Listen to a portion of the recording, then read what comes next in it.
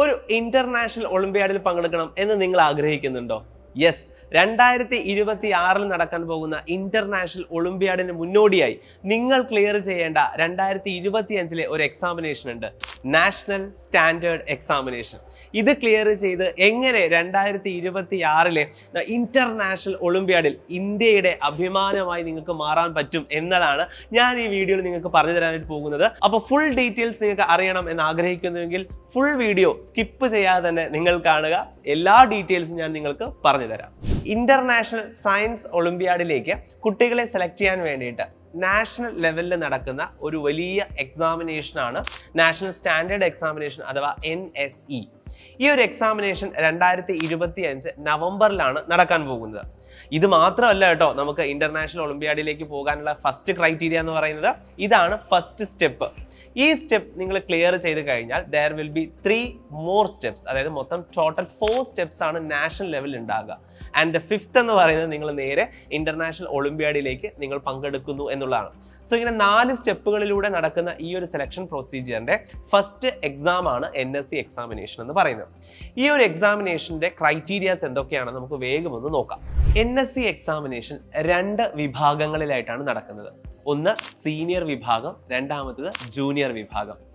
Senior വിഭാഗത്തിലുള്ളവർക്ക് physics, chemistry, biology, astronomy ഈ 4 സബ്ജക്റ്റുകളിലായിട്ടാണ് exam എഴുതാൻ സാധിക്കുന്നത്. ജൂനിയർ വിഭാഗത്തിന് ഒറ്റ എക്സാം മാത്രമേ ഉള്ളൂ, അവർക്ക് പ്രത്യേകിച്ച് സബ്ജക്റ്റ് ക്ലാസിഫിക്കേഷൻസ് ഇല്ല. അപ്പോൾ ഇതാണ് നമ്മുടെ ഒരു NSE എക്സാമിനേഷൻ 2 കാറ്റഗറി എന്ന് പറയുന്നത്. ഇനി അടുത്തൊരു ഡൗട്ട് വരുന്നത് ആർക്കൊക്കെ ഏതൊക്കെ എക്സാം എഴുതാനായിട്ട് സാധിക്കും എന്നതാണ്.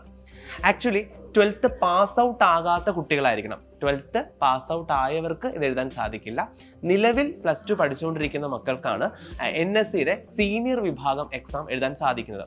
+1 പഠിച്ചുകൊണ്ടിരിക്കുന്ന കുട്ടികൾക്കും NSE സീനിയർ എക്സാം അറ്റൻഡ് ചെയ്യാവുന്നതാണ്. എന്നാൽ 10th അല്ലെങ്കിൽ താഴോട്ട് 9 8 പഠിക്കുന്ന കുട്ടികളാണെങ്കിൽ നിങ്ങളുടെ ജനന തീയതി നോക്കിയതിനു ശേഷം, അതായത് ഒരു ഏജ് ക്രൈറ്റീരിയ ഉണ്ട്, അത് നോക്കിയതിന് ശേഷം നിങ്ങൾക്ക് ജൂനിയർ വിഭാഗം എക്സാമിനേഷൻ എഴുതാൻ സാധിക്കുന്നതാണ്. സീനിയർ എക്സാമിനേഷൻ എഴുതുന്ന കുട്ടികൾ ഒരു കാരണവശാലും ജൂനിയർ എക്സാം എഴുതാൻ പാടില്ല. ഇതും നിങ്ങൾ നോട്ട് ചെയ്യേണ്ട ഒരു ക്രൈറ്റീരിയയാണ്. അടുത്ത് നമ്മുടെ മനസ്സിലേക്ക് വരുന്ന ഒരു ഡൗട്ട് എന്ന് പറയുന്നത് ഇതിൻ്റെ സിലബസ് എന്തായിരിക്കും എന്നുള്ളതാണ്.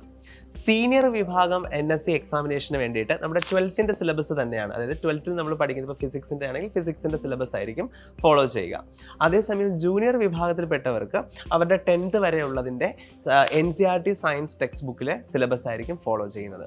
അപ്പോൾ ഈ ഒരു സിലബസ് ബേസ്ഡ് ആയിട്ടായിരിക്കും എക്സാം കണ്ടക്ട് ചെയ്യുന്നത്. അപ്പോൾ NCERT ടെക്സ്റ്റ് നന്നായി പഠിക്കുന്ന മക്കൾക്ക് വളരെ നല്ല രീതിയിൽ തന്നെ സ്കോർ ചെയ്യാൻ പറ്റുന്ന ഒരു എക്സാമിനേഷനാണ് NSE എക്സാമിനേഷൻ എന്ന് പറയുന്നത്. ഇനി നമ്മുടെ മനസ്സിലേക്ക് വരുന്ന ഒരു ഡൗട്ട് എന്ന് പറയുന്നത് എങ്ങനെയായിരിക്കും ഈ ഒരു പരീക്ഷയുടെ പാറ്റേൺ എന്നതാണ്.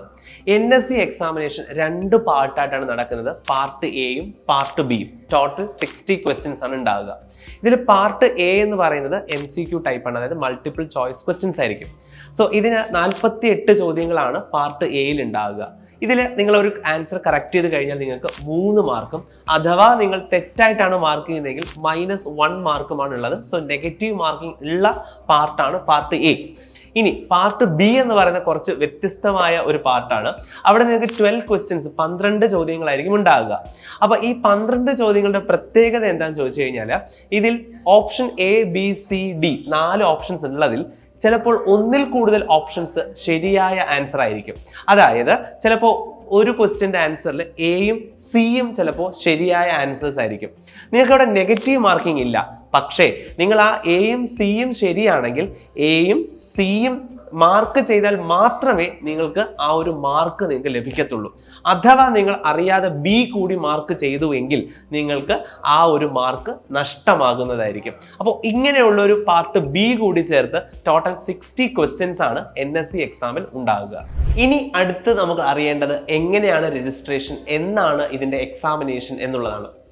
23 നവംബറിലാണ് നമ്മുടെ NSE എക്സാം നടക്കാൻ പോകുന്നത്. Especially physics, chemistry, biology and junior science. അതേസമയം അസ്ട്രോണമിയുടെ മാത്രം നവംബർ 22-നായിരിക്കും. അപ്പോൾ എക്സാം ഡേറ്റ്സ് ഇപ്പോൾ മനസ്സിലായല്ലോ. ഇനി എന്നാണ് ഇതിൻ്റെ രജിസ്ട്രേഷൻ, എങ്ങനെയാണ് ഇതിൻ്റെ രജിസ്ട്രേഷൻ? ആക്ച്വലി രജിസ്ട്രേഷൻ 2 രീതിയിൽ ചെയ്യാം. ഒന്ന്, സ്കൂളുകൾക്ക് രജിസ്റ്റർ ചെയ്യാവുന്നതാണ്. 30-ലധികം അല്ലെങ്കിൽ 30-30-ലധികം കുട്ടികളെങ്കിലും ഉണ്ടെങ്കിൽ ഒരു സ്കൂളിന് രജിസ്ട്രേഷൻ ചെയ്യാനായിട്ട് സാധിക്കും. ഓഗസ്റ്റ് 1 മുതൽ ഓഗസ്റ്റ് 20 വരെയാണ് സ്കൂൾ രജിസ്ട്രേഷന്റെ ടൈമിംഗ് എന്ന് പറയുന്നത്. അപ്പോൾ ഈ ഒരു ഡേറ്റിന് രജിസ്റ്റർ ചെയ്യുന്ന സ്കൂളുകൾക്ക് തന്നെ ആ സ്കൂളിലെ കുട്ടികൾക്ക് അവിടെ തന്നെ എക്സാം സെന്റർ ആയിട്ട് കിട്ടും. അതായത് സ്കൂളിൽ തന്നെ എക്സാം നിങ്ങൾക്ക് കണ്ടക്ട് ചെയ്യാനായിട്ട് സാധിക്കും. ഒരു കുട്ടിക്ക് 300 രൂപ വെച്ചിട്ടാണ് നിങ്ങൾ ഒരു കുട്ടിയിൽ നിന്ന് കളക്ട് ചെയ്യേണ്ടത്, സ്കൂളുകാർ കളക്ട് ചെയ്യേണ്ടത്. അതേസമയം ഓഗസ്റ്റ് 21 തൊട്ട് ഇൻഡിവിജ്വൽ ആയിട്ടുള്ള കുട്ടികൾക്ക് രജിസ്റ്റർ ചെയ്യാനായിട്ട് സാധിക്കും. അപ്പോൾ അവിടെ 300 രൂപ അടച്ച് നിങ്ങൾക്ക് എക്സാമിന് രജിസ്റ്റർ ചെയ്യാം. അപ്പോൾ കുട്ടികൾക്ക് ഒരു ഡൗട്ട് തോന്നും, ഒരു സബ്ജക്റ്റേ നിങ്ങൾക്ക് എഴുതാൻ സാധിക്കുകയുള്ളൂ, അതിൽ ഒന്നിൽ കൂടുതൽ സബ്ജക്റ്റിന് നിങ്ങൾക്ക് ഒരേ സമയം അറ്റൻഡ് ചെയ്യാൻ സാധിക്കുമോ? ഓഫ് കോഴ്സ് നിങ്ങൾക്ക് ഒന്നിൽ കൂടുതൽ സബ്ജക്ട്സ് അറ്റൻഡ് ചെയ്യാം. ഇപ്പോൾ ഉദാഹരണത്തിന് കെമിസ്ട്രിയിലും ബയോളജിയിലും നിങ്ങൾക്ക് വേണമെങ്കിൽ NSC എക്സാം എഴുതാൻ സാധിക്കുന്നതാണ്. കാരണം ഓരോ എക്സാംസും ഡിഫറെൻറ്റ് ടൈം സ്ലോട്ടിലായിട്ടാണ് നടക്കുന്നത്. അപ്പോൾ ഇത് ഓവർലാപ്പിംഗ് ഇല്ലാത്തത് കൊണ്ട് തന്നെ ഡിഫറെൻറ്റ് ടൈം സ്ലോട്ട് ആയതുകൊണ്ട് നിങ്ങൾക്ക് ഓരോ സബ്ജക്റ്റിലും എക്സാം എഴുതാൻ സാധിക്കും. സോ അതിന് നിങ്ങൾ ആപ്ലിക്കേഷൻ കൊടുക്കുന്ന സമയത്ത് ഏതൊക്കെ സബ്ജക്ട്സിനാണ് എന്നതനുസരിച്ച് നിങ്ങൾക്ക് ഫീ പേയ്മെന്റ് ചെയ്യേണ്ടി വരും. അതായത് ഒരു സബ്ജക്റ്റിനാണ് 300 രൂപ. അപ്പോൾ 2 സബ്ജക്ട്സ് എഴുതുന്ന ഒരു കുട്ടിക്ക് 600 രൂപ അടയ്ക്കേണ്ടതായിട്ട് വരും. സോ ഈ രീതിയിൽ സെപ്പറേറ്റ് ആയിട്ട് നിങ്ങൾക്ക് എക്സാംസ് എഴുതാവുന്നതാണ്. സോ ഇതൊക്കെയാണ് എൻ്റെ ഡേറ്റ്സ് എന്ന് പറയുന്നത്. ഡേറ്റ് മറക്കേണ്ട. ഓഗസ്റ്റ് 1 മുതൽ സ്കൂളുകാർക്കും ഓഗസ്റ്റ് 21 മുതൽ ഇൻഡിവിജ്വൽ സ്റ്റുഡൻസിനും അപ്ലൈ ചെയ്യാവുന്നതാണ്. ഇതിൽ സീനിയർ വിഭാഗം ഒളിമ്പ്യാഡിനകത്ത് 2 കാറ്റഗറി ഉണ്ട്. കാറ്റഗറി എയും കാറ്റഗറി ബിയും. കാറ്റഗറി എ എന്ന് പറയുന്നത് 12th സ്റ്റുഡൻസിന് വേണ്ടിയിട്ടുള്ളതും കാറ്റഗറി ബി എന്ന് പറയുന്നത് 11th സ്റ്റുഡൻസിന് വേണ്ടിയിട്ടുള്ളതും അല്ലെങ്കിൽ താഴോട്ടുള്ള മക്കൾക്ക് വേണ്ടിയിട്ടുള്ളതുമാണ്. സോ കാറ്റഗറി എയിലാണോ കാറ്റഗറി ബിയിലാണോ നിങ്ങൾ വരുന്നതെന്ന് നോക്കിയിട്ട് നിങ്ങളുടെ പ്രായം കൃത്യമായിട്ട് ആ ഒരു കാറ്റഗറിക്കകത്ത് വരുന്നതാണ് എന്ന് ഉറപ്പ് വരുത്തിയിട്ട് വേണം നിങ്ങൾ എക്സാമിന് വേണ്ടി ആപ്ലിക്കേഷൻ കൊടുക്കേണ്ടത്. ഇനി ഇത് കഴിഞ്ഞാൽ ഉടനെ നേരെ നമുക്ക് ഇന്റർനാഷണൽ ഒളിമ്പ്യാഡിലേക്ക് പോകാൻ പറ്റില്ല. കാരണം ഇതൊരു ഫസ്റ്റ് സ്റ്റെപ്പ് മാത്രമാണ്.